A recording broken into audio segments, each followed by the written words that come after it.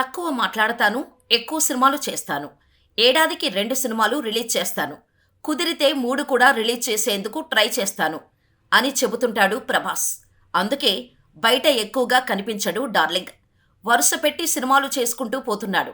గతేడాది ఆదిపురుష్, సలార్ సినిమాలు రిలీజ్ చేసిన ప్రభాస్ ఈ ఏడాది కల్కితో అదిరిపోయే హిట్ అందుకున్నాడు.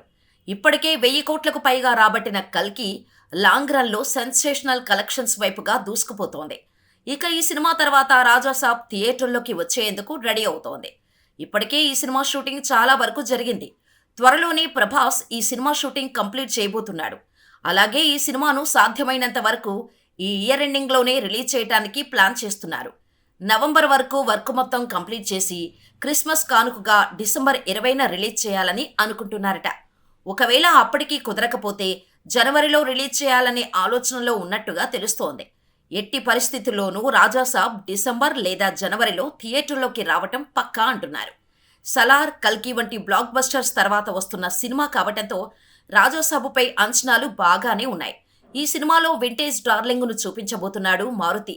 ప్రభాస్ సరసన మాళవికా మోహనన్, నిధి అగర్వాల్ హీరోయిన్లుగా నటిస్తుండగా తమన్ మ్యూజిక్ అందిస్తున్నాడు. మరి రాజాసాబ్ ఎలా ఉంటుందో చూడాలి.